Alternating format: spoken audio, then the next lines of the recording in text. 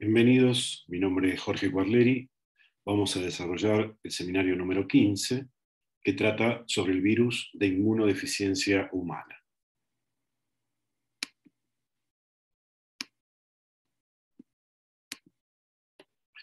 Los objetivos de este seminario son conocer la estructura de la partícula viral y la organización de su genoma.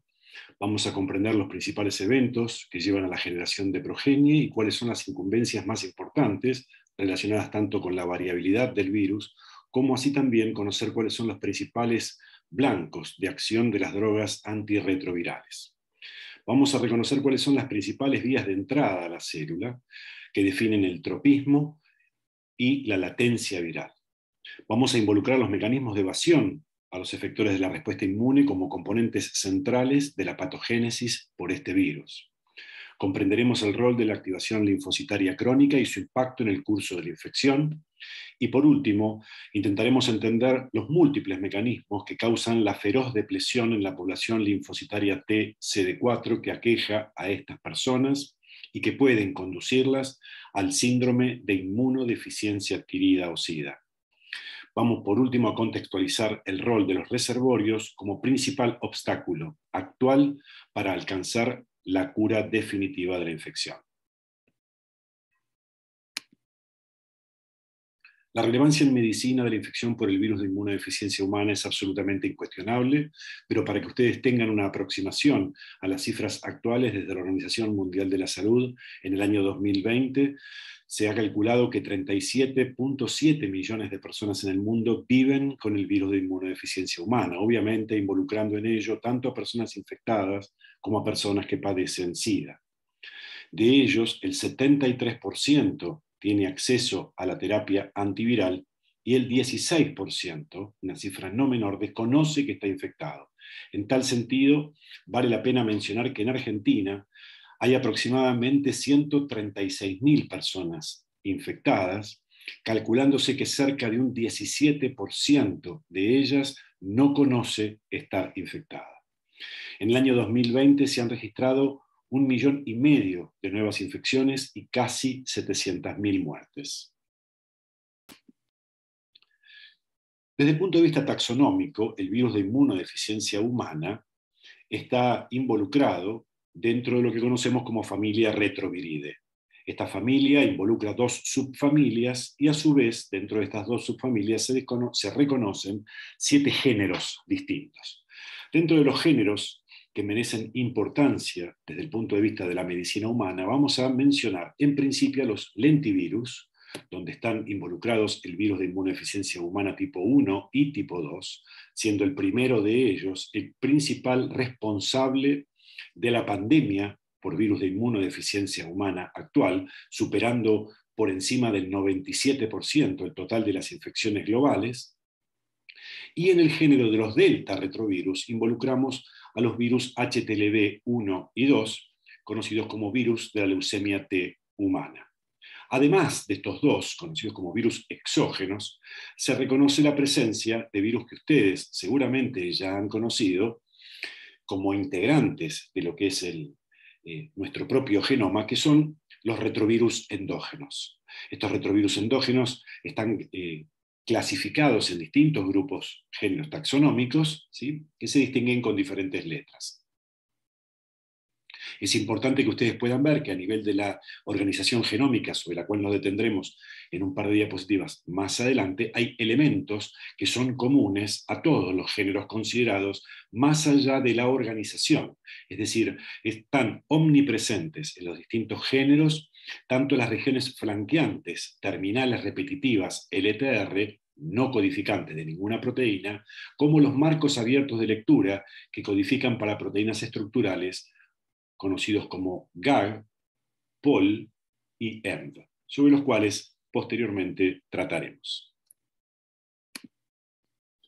Vamos a analizar ahora la estructura viral y la replicación del virus de inmunodeficiencia humana. En lo que hace a la partícula viral del HIV, podemos distinguir claramente que se trata de una partícula con aspecto esférico de aproximadamente 100 nanómetros de diámetro.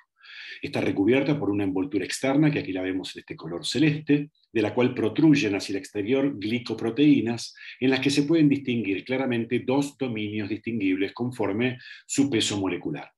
Es así que la glicoproteína de 120 kilodalton, abreviada como GP120, es la parte globular que se encuentra más hacia el extremo hidrofílico, en tanto que la glicoproteína de 41 kilodalton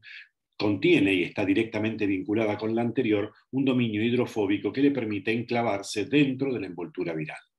Hacia el interior encontramos una primera capa de matriz constituida por la proteína P17 y más profundamente aparece una estructura conoide truncada conocida como la cápside viral y constituida por la proteína P24.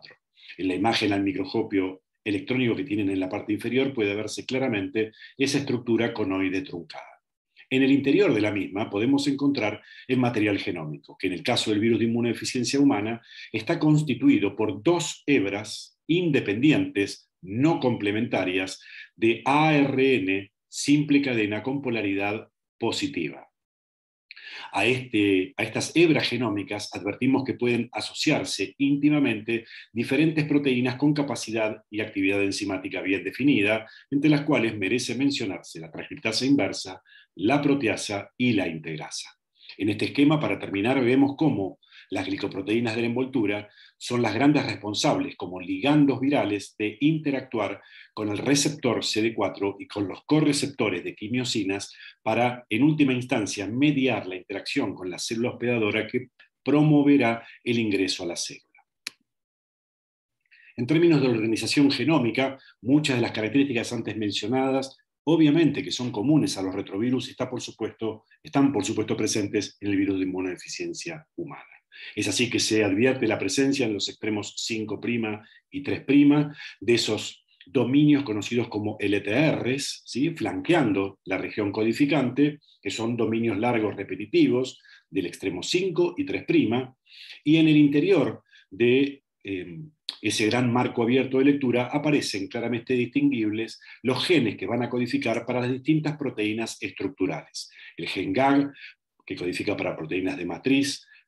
cápside y nucleocápside, el gen POL, que codifica para las distintas proteínas que tienen capacidad enzimática, proteasa, transcriptasa inversa e integrasa, y el gen ENV, que codifica para los dos dominios GP120 y GP41. Aparecen además claramente definidas otras proteínas conocidas como proteínas reguladoras, como lo son TAT y REB, y proteínas accesorias, como son BIF, BPR, BPU y NEF. En lo que hace a la estrategia de replicación del virus de inmunodeficiencia humana, advertimos que el primer evento tiene que ver con la interacción del ligando viral, es decir, su glicoproteína de envoltura en el dominio GP120, con la molécula CD4. A partir de esa primera interacción se promueven cambios conformacionales en el dominio total GP120, GP41, que van a permitir una segunda interacción con los receptores de quimiosinas, distinguiéndose en tal sentido al receptor de quimiosinas del tipo CCR5 y alternativamente CXCR4, que pueden mediar entonces, luego de la interacción con CD4, una fusión entre la envoltura del virus y la membrana de la célula hospedadora que promoverán el ingreso, como ustedes pueden advertir aquí, de la cápside con estructura conoide truncada que se desmembra en el ámbito intracitoplasmático para dejar en libertad las dos hebras de RNA simple cadena, a partir del cual, como evento temprano, comienza la transcripción inversa. Es decir, que por actividad de enzimas virales, transcriptasa inversa, como una proteína estructural del virus, comienza el primero de los procesos cruciales que van a hacer o van a llevar a la génesis de ADN a partir del ARN mensajero. Aquí ustedes pueden ver claramente cómo la síntesis de una primera cadena en color rojo de ADN, tomando como molde el ARN, será posteriormente complementada con una segunda cadena de ADN que en ese estado de ADN bicatenario hará su ingreso a través de poros del núcleo e involucrando en ese transporte a proteínas localizadas en los poros nucleares como las importinas, van a llevar a que ese genoma ADN, producto de la transcripción inversa, sea ingresado al núcleo celular. Una vez que esto ocurre, pueden ocurrir diferentes fenómenos, pero lo que debería ocurrir para que la replicación prosiga es la integración, merced a la actividad, valga la redundancia, de la integrasa viral, otra de las enzimas presentes en la partícula, que van a mediar la integración del genoma retrotranscripto, es decir, en estado ADN, dentro del genoma de la célula. Adviértase cuán crucial es este punto, pues a partir de este momento en el que el genoma se encuentra integrado, denominado entonces como provirus, a partir de este momento la infección quedará inmortalizada en esta célula, no pudiendo, por lo menos con las herramientas a la fecha disponibles, poder deslindarse de esta infección. Tanto esta célula como todas aquellas que se originen por división celular a partir de esta célula infectada, portarán en su genoma una copia o varias del material genómico integrado. A partir de este material genómico integrado, y por supuesto rigiéndose por fenómenos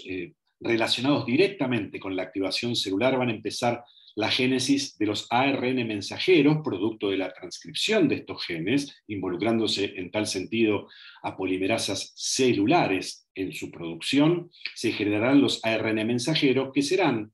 el sustrato a partir del cual, a nivel citoplasmático, se sintetizarán las diferentes proteínas que permitirán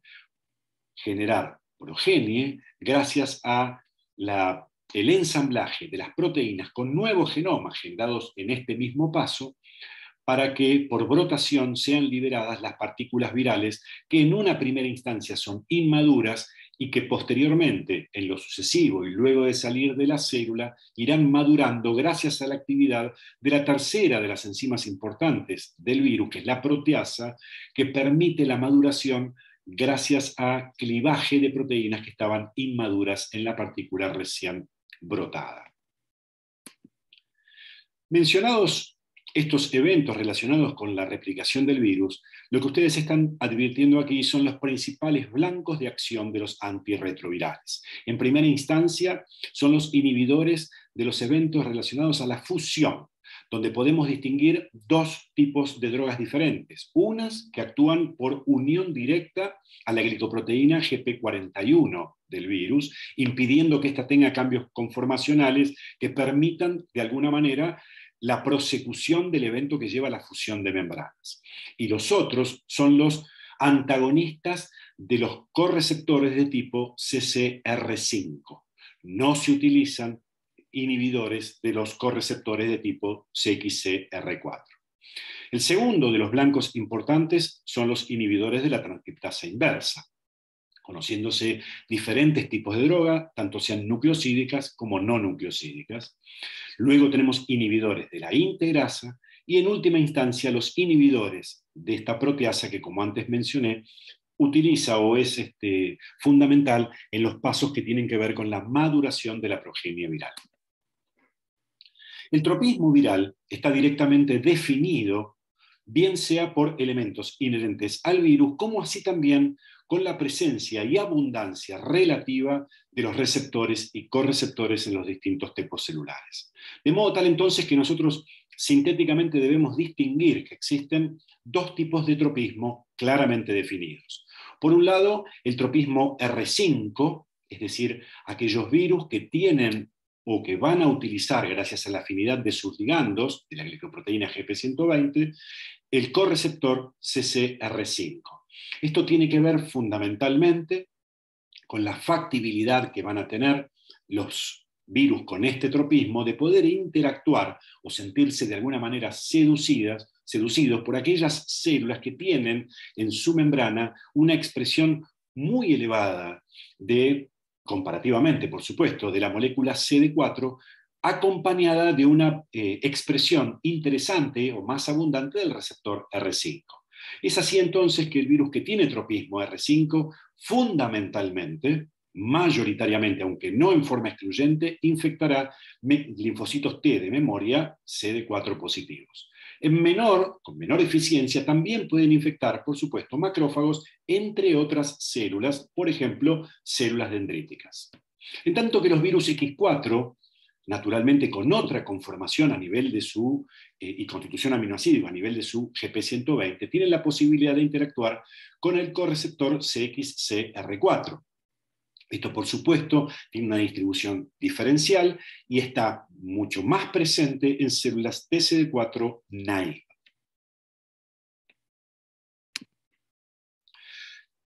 Los mecanismos antes mencionados tienen que ver con la posibilidad de la interacción de virus libre con células susceptibles. Ahora bien, ¿es ese el único mecanismo por el cual una célula puede infectarse? Naturalmente, tal como pueden deducirlo de esta imagen, la respuesta es no. Es decir, hay mecanismos que pueden ser hasta 10.000 veces más eficaces en la transmisión de la infección, y es cuando esta ocurre por transmisión desde una célula infectada a otra célula susceptible y eventualmente permisiva. Aquí tienen, y no es necesario de ninguna manera que recuerden todos los distintos mecanismos, la multiplicidad de interacciones que puede haber entre una célula que es donante, todas ellas aquí representadas en color verde, versus una célula que es aceptora o célula blanco, gracias a la interacción directa entre apéndices que son capaces de poseer o generar durante la interacción celular, o por la presencia de moléculas de adhesión que son complementarias entre las células que están interactuando. Por ejemplo, claramente ustedes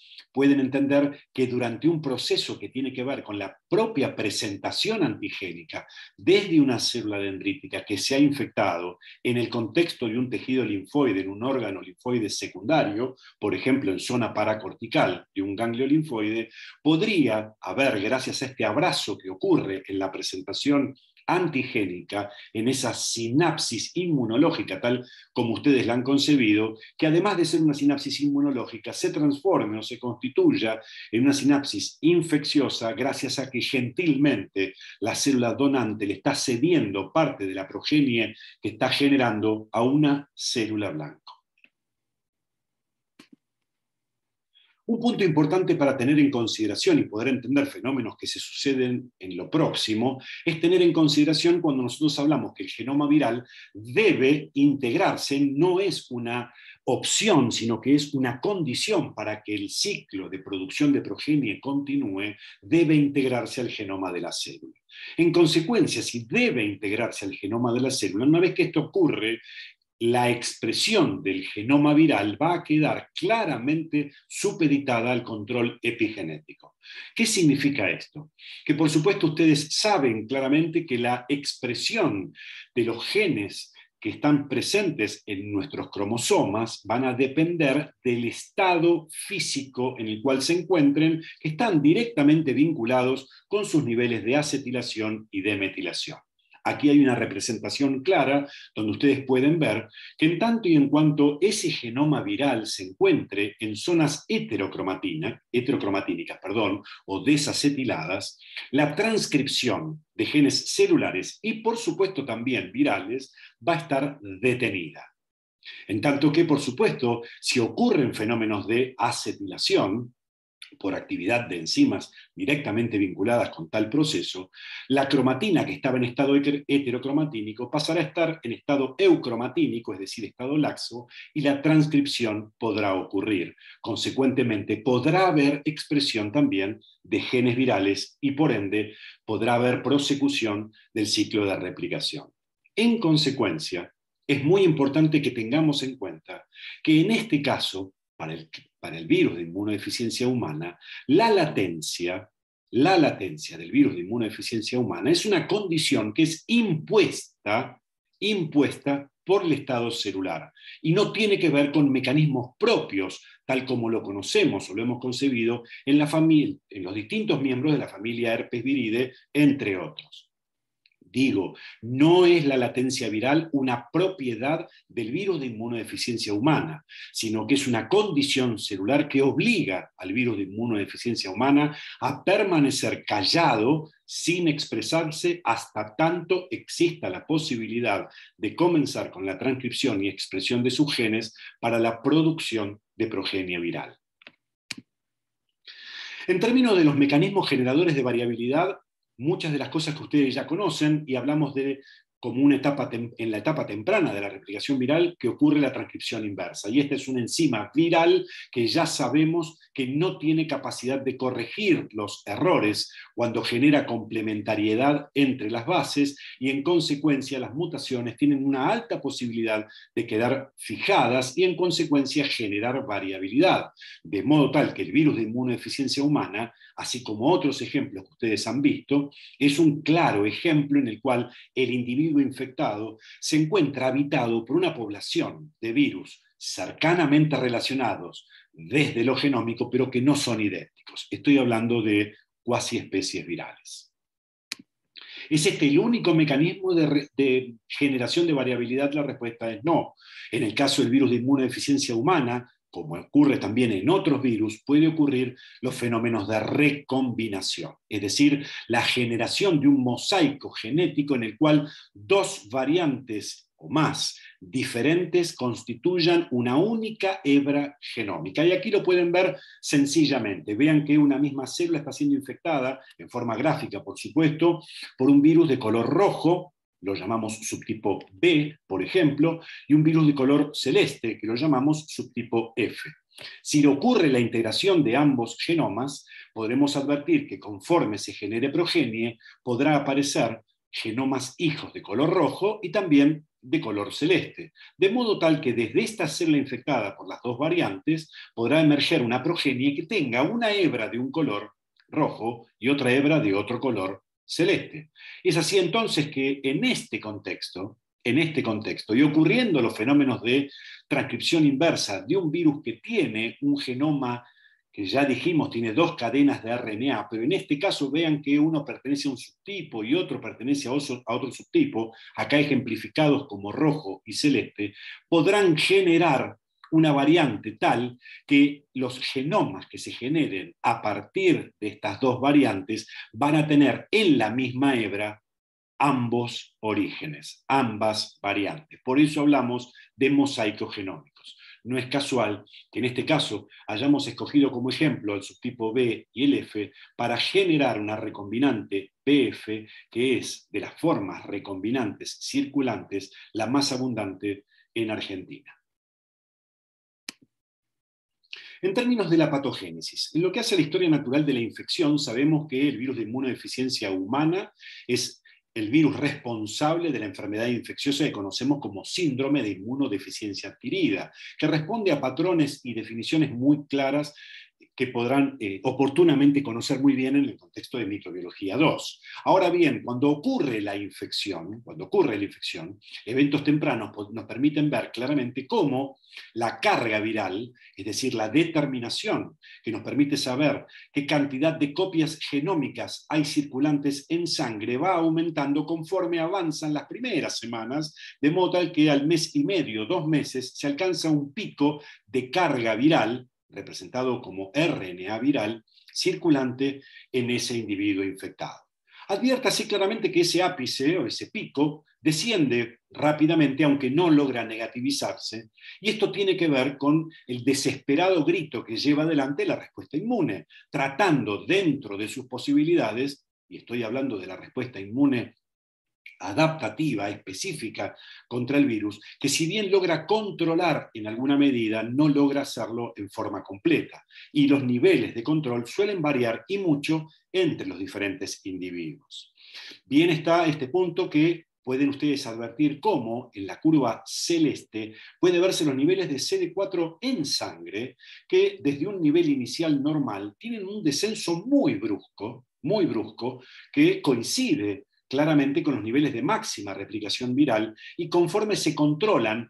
aunque solo medianamente, esa carga viral, los niveles logran recuperarse, pero nunca alcanzando los niveles iniciales. A partir de ese momento, y si no media tratamiento antirretroviral, el descenso será progresivo e ininterrumpido de esa población de linfocitos TCD4, tal como puede advertirse en lo sucesivo a lo largo de los años de la infección. Pero adviértase un fenómeno sobre el cual prontito nos vamos a involucrar, que tiene que ver con la feroz caída de lo que ocurre a nivel de la población CD4 en el tracto gastrointestinal. Adviértase lo que es el descenso marcado de la población de linfocitos T CD4. ¿Qué ocurre cuando esa historia natural es desvirtuada gracias al tratamiento antirretroviral instaurado en forma bien precoz? Claramente ustedes pueden ver que los niveles de carga viral disminuyen dramáticamente gracias al éxito inicial de la instauración de esa terapia antirretroviral, fundamentalmente cuando es precoz. En consecuencia, lo que puede advertirse es que puede haber una recuperación de los niveles de linfocitos TSD4 circulantes en sangre, aunque esto es cuantitativo, no hablo de calidades, sino hablo de cantidad, aún sin recuperar los niveles iniciales. Vean ustedes los niveles que podrían alcanzarse y los niveles habituales normales que tiene una persona no infectada. Algo semejante es lo que ocurre a nivel de la población linfoide en el tracto gastrointestinal, donde si bien hay una recuperación, insisto, desde el punto de vista cuantitativo, quedan sin duda grandes nichos de especificidades desvalidos de población linfoide TSD4. Estos son los fenómenos que tienen que ver con la transmisión y algunos conceptos que son importantes. Adviértase que en principio lo que ustedes tienen en la parte superior tiene que ver con el tamaño de la población y donde ustedes están viendo en esa gran heterogeneidad de colores lo que está representándose con una gran heterogeneidad de cuasiespecies. De un lado tenemos al tejido del donante, imaginando que esto fuese la transmisión a través del contacto de mucosas de órganos genitales entre un donante y un receptor. De modo tal entonces que de toda la heterogeneidad de poblaciones que nosotros podemos advertir que están presentes en sangre del donante, infectado en forma persistente, crónica, a nivel del tracto genital, no todas aquellas variantes presentes en sangre logran multiplicarse con la misma eficiencia, ni siquiera alcanzar esa misma localización, de modo tal que hay algunas que puede advertirse lo hacen con mayor predilección y facilidad, multiplicándose con mayor velocidad, en detrimento de otras que tienden inclusive a poder no estar presentes en esa localización. Conforme ocurre la generación de fluidos que intervienen en la transmisión de la infección desde un donante hacia un receptor, la presencia de esas variantes también va a variar conforme al tipo de fluido presente. Y pueden ustedes advertir cómo claramente estos distintos cuellos de botella que se van planteando en la heterogeneidad de las cuasiespecies hacen que solo unas pocas sean las que alcanzan la mucosa del receptor. Y aún dentro de las que la alcanzan, algunas tienen una capacidad o tasa de replicación rápida, en tanto que otras lo tienen mucho más lenta. Por tanto, serán aquellas las más aptas, las más rápidas, las que tengan la capacidad de fundar una nueva infección en el receptor del virus. Por eso, este evento es el que se conoce como evento fundador, en el cual selectivamente, más allá de que la variante que es responsable del evento fundador forma parte de una gran heterogeneidad de cuasiespecies, es ella la que es responsable de la transmisión. En el evento fundador se ven una o muy pocas variantes como responsables de la transmisión desde un donante a un receptor. Por supuesto que ese receptor, conforme pase el tiempo, naturalmente que esa variante comenzará a multiplicarse y dada los errores que su polimerasa transcriptasa inversa va a ir cometiendo, irá creciendo la heterogeneidad para dar lugar nuevamente a una nueva heterogeneidad de cuasiespecies que puede ser muy diferente de la que encontrábamos en la persona que lo hubiera infectado previamente. A nivel celular es muy marcado, lo decíamos antes, lo que ocurre como depresión de la población linfoide a nivel del tejido linfoide asociado a la mucosa intestinal o GALT. En ese GALT es donde nosotros debemos recordar que reside cerca del 70% de la población linfoide TCD4 de memoria, que es CCR5 positiva. Aquí tenemos que recordar que es esta una de las puertas centrales a las cuales golpea el virus, cuyo tropismo es precisamente R5 positivo. Veamos entonces qué es lo que ocurre y adviértase que en esta imagen endoscópica podemos ver en esas placas de Peyer, en color amarillento, los grandes acúmulos de población linfoide T. Vean qué es lo que ocurre en un individuo infectado por virus de inmunodeficiencia humana con esos acúmulos de población linfoide T. Hay una feroz y muy temprana caída ocurrida en el evento, como un evento muy temprano tras la infección a nivel del GALT. Y precisamente este evento tiene mucho que ver con el reflejo que cuando hacemos el estudio en poblaciones linfoides a nivel de sangre periférica, advertimos ese descenso también, de alguna manera como reflejando lo que ha ocurrido en ese feroz destrozo inicial de la población de linfocitos T, CD4, subrayo TCD4 de memoria, CCR5 positivo, que tienen, insisto, esa localización de predilección. Claro está entonces que ocurrido este fenómeno, esta es la mucosa entérica normal, este es el GALT asociado en un individuo HIV, cuando ocurre esta pérdida de fuerza inmunológica del otro lado de la luz intestinal, estamos perdiendo claramente capacidad de vigilancia. En consecuencia, gracias a la producción anormal de determinadas citoquinas, empiezan a alterarse no solamente todo lo relacionado con la vigilancia inmune, sino también distintos componentes y funciones inherentes al propio epitelio a nivel entérico, de modo tal que, por ejemplo, empiezan a perderse uniones estrechas y eso facilita que contenido intestinal pueda traslocar a nivel de la submucosa. Hay pérdida de la producción de inmunoglobulina A, por ejemplo, y se pierden poblaciones que son críticas en lo que hace a la defensa contra agresiones bacterianas o micóticas, como por ejemplo la población TH17. En consecuencia, estos eventos muy tempranos que se dan a nivel del GALT llevan a una masiva pérdida de linfocitos TCD4, tal como lo veíamos en las curvas, evento muy temprano tras la infección aguda. Eventos enteropáticos, ya lo estamos diciendo, porque comienza a inmiscuirse contenido intestinal, poniendo como gran paradigma el aumento de la concentración del lipopolisacárido bacteriano a nivel de la circulación, gracias a un aumento feroz en la permeabilidad a nivel entérico, con traslocación de productos microbianos que por supuesto van a llevar a que haya activación inmune sistémica, crónica y sostenida de alto nivel. Es decir, que todo aquello que está traslocando está promoviendo que no haya quiesencia a nivel de la población linfoide. Esto, para la replicación viral, es el escenario más deseado naturalmente, porque las células que reciban estímulos de estas características, bien sea por productos o bien sea por citoquinas generadas desde el medio ambiente, conllevarán naturalmente a que los linfocitos T se encuentren activados, su cromatina se encuentra en estado eucromatínico, laxo, y esto permita la expresión de los genes virales con producción de progenie.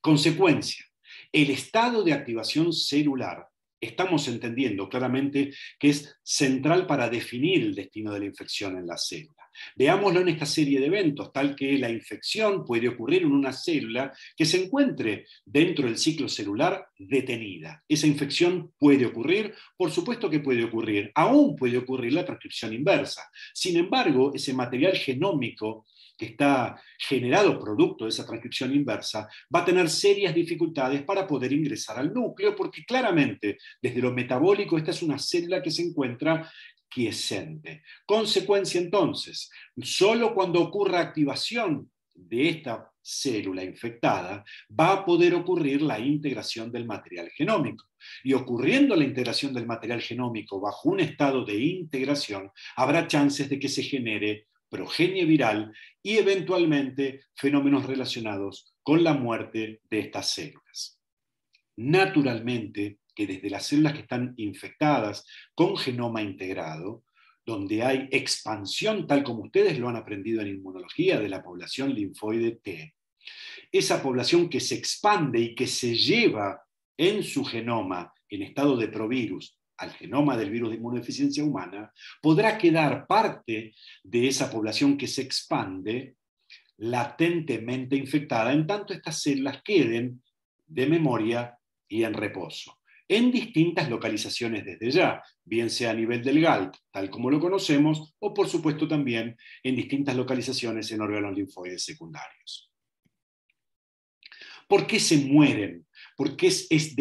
qué son destrozados y es diezmada la población linfoide TCD4? Los mecanismos son múltiples. Hay destrucción a nivel del timo. Hay destrucción mediada por apoptosis, bien sea por distintos mecanismos, incluyendo, en una medida menor, la posibilidad de que haya reconocimiento de células infectadas y haya mecanismos indirectos de daño. Todos los que están aquí mencionados son mecanismos directos, producto de la replicación viral o producto del reconocimiento a través de la respuesta inmune innata de distintos PAMPs en una abundancia relativa alta que pueden llevar, por ejemplo, a muerte por mecanismos distintos a la apoptosis, por ejemplo, piroptosis, gran responsable de la muerte en la población linfoide TCD4. Recuerden que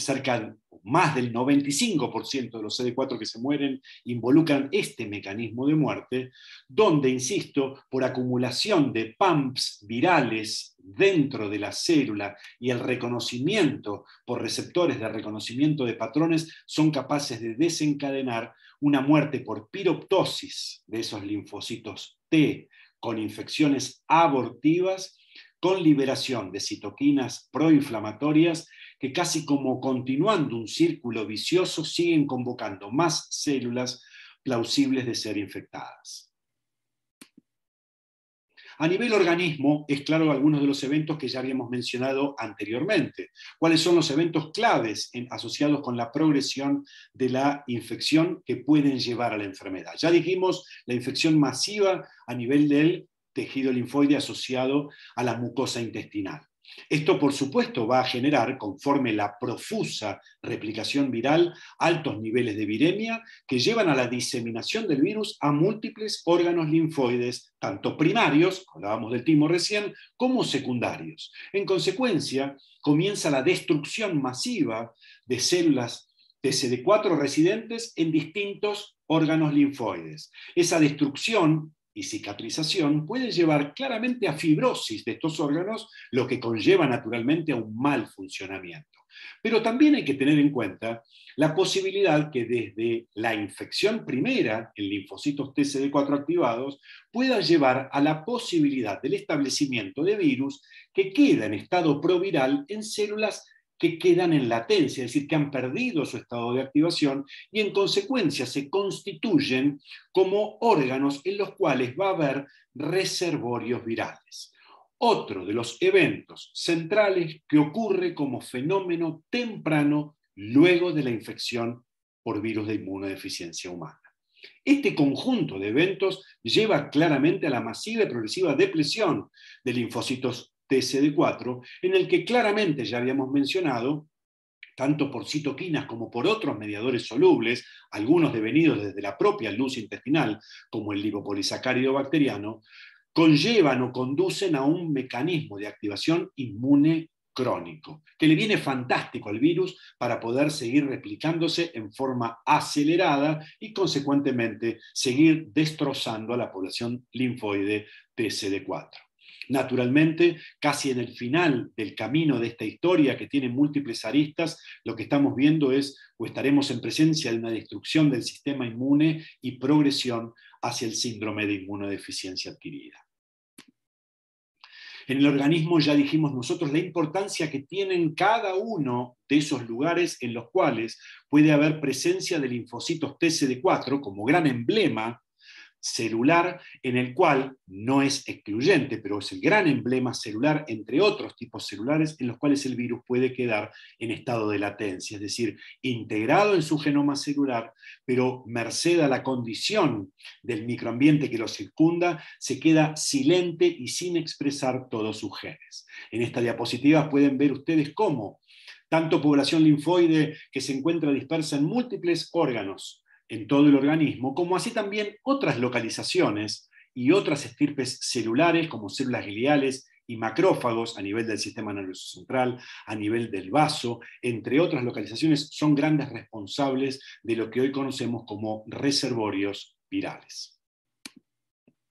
Dicho todo esto, es importante tener en cuenta que las consecuencias de la activación inmune crónica trascienden el mero hecho de la afectación a nivel del sistema o del aparato inmune. Es así entonces que está claro lo que nos ocurre, o que acabamos de advertir, que ocurre tempranamente tras la infección a nivel del GALT. Esto y la génesis de una gran carga microbiana que tiene impacto a nivel de todo el aparato inmune y que, por supuesto, a nivel de órganos que están directamente involucrados en esa detoxificación, como es el hígado, están con una profunda sobrecarga de trabajo que puede llevarlos a disfunción en otros eventos centrales, como por ejemplo desbalances a nivel de la producción de sustancias procoagulantes versus anticoagulantes. Es así entonces como también en coadyuvancia con la disfunción de otras células, como pueden ser la de estirpe monocito macrofágica, pueden conllevar a una larga lista de afectaciones que en forma resumida uno puede decir que hay afectación metabólica, prominente aterosclerosis por disfunción lipídica, disfunciones a nivel del endotelio vascular por distintos motivos, incluyendo la expresión de distintas moléculas de adhesión y, como ya mencionamos anteriormente, la necrosis tisular. Esto lleva temporalmente, en eventos que son distales en el tiempo, es decir, que demandan un tiempo hasta su aparición,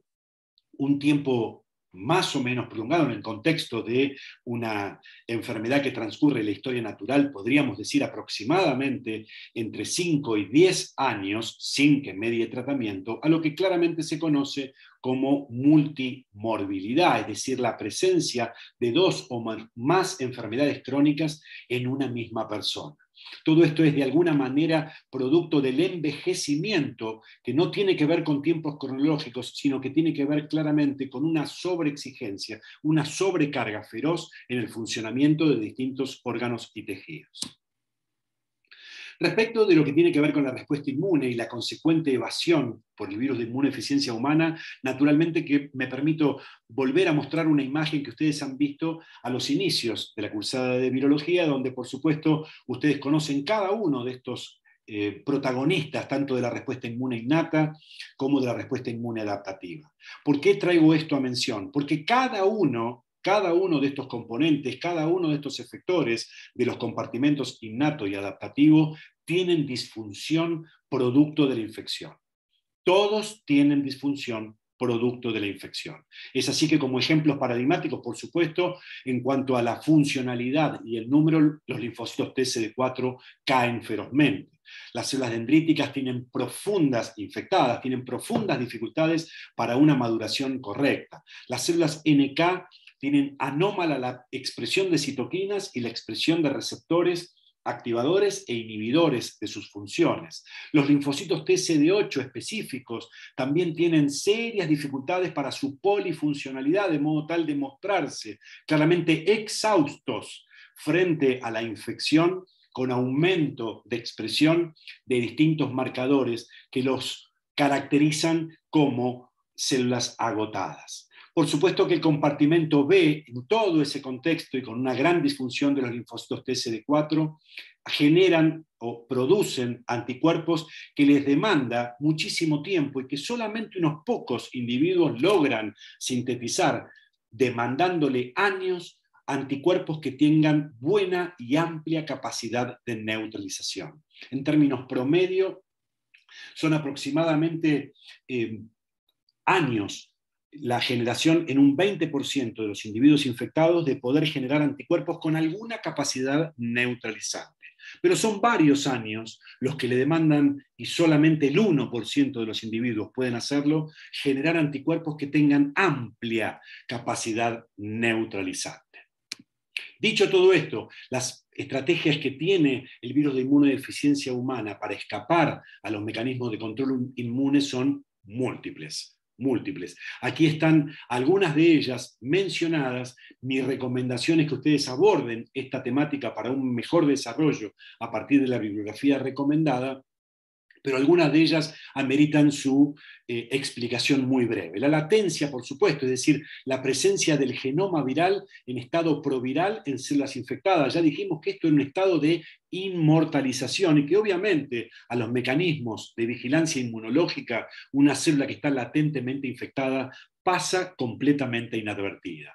Es un virus paradigmáticamente variante que tiene la posibilidad de generar cuasi especies. Pensemos que por cada ciclo de replicación y por cada genoma se genera una mutación. Si esto lo multiplicamos por 10 a la 10, 10 a la 11, tenemos la posibilidad de génesis de cuasiespecies de alta heterogeneidad. Los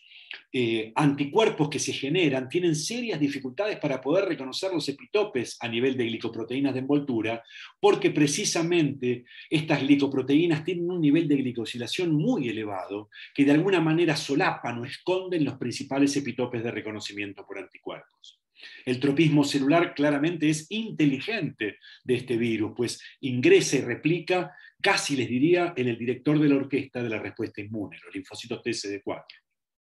Con lo cual, naturalmente, afectando al director de orquesta, la música de la respuesta inmune empieza a sonar claramente desafinada. La diseminación de célula a célula, esto como veíamos que hay múltiples mecanismos, claramente le permite evadir a los mecanismos de control a nivel extracelular. Los distintos componentes de la respuesta, efectores de la respuesta inmune mediados por el interferón, son también burlados por distintas proteínas virales que logran de alguna manera contrarrestarlo, por ejemplo, degradando a POVEC, TRIM5, entre otras proteínas efectoras. La respuesta inmune adaptativa llega tarde, entre comillas, tal como lo veíamos en la historia natural. Recuerden que ese intento denodado por controlar la respuesta, la carga viral, perdón, cuando hace ese pico al cabo del mes y medio, 2 meses luego de la infección, ese pico está ocurriendo luego de que hubo establecimiento de la infección en el tejido linfoide. Eso es demasiado tarde para poder ser controlado. Naturalmente, ustedes desde la bibliografía podrán ver que hay proteínas que tienen mecanismos muy sofisticados para poder controlar de alguna manera lo que es el reconocimiento inmunológico a partir de tanto la respuesta inmune innata como adaptativa. Nuestras conclusiones fundamentales tienen que ver con que claramente el virus de inmunodeficiencia humana larga una enorme orquesta de herramientas que le permiten en forma directa y en menor medida indirecta, es decir, a través de la respuesta inmune, llevar a la depresión de los linfocitos T CD4. La patogénesis, ciertamente, creo que ha quedado claro por la multiplicidad de mecanismos, es sin dudas multifactorial, con un fuerte componente directo y todos esos mecanismos que logran diezmar a la población TCD4 y, como ya insistentemente hemos repetido, en alguna medida, menor por supuesto, mediado por reconocimiento inmunológico. El gran protagonista es el linfocito TCD4 activado, escenario deseable para que ocurra una replicación eficiente y que claramente en el estado quiescente es el escenario en el cual ocurre fundamentalmente la latencia viral, por tanto se constituye como el reservorio celular de mayor frecuencia. Ocurren mecanismos de daño directo y mecanismos de daño indirecto. Y sin dudas el virus de inmunodeficiencia humana es uno de los grandes estandartes que esboza enormes estrategias para escaparse de la respuesta inmune. Claramente los reservorios son, en manos de ustedes, futuros médicos, uno de los principales desafíos aún no superados para poder alcanzar la cura esterilizante. Aún no tenemos vacunas efectivas, aunque hay claros avances en tal sentido. Dejo aquí la bibliografía que por supuesto ustedes pueden consultar desde los libros disponibles a los que tienen fácil acceso y también lecturas a las que pueden acceder, algunas de ellas en español, que son de libre acceso a través de PubMed. Les agradezco la atención y que tengan muy buenas tardes.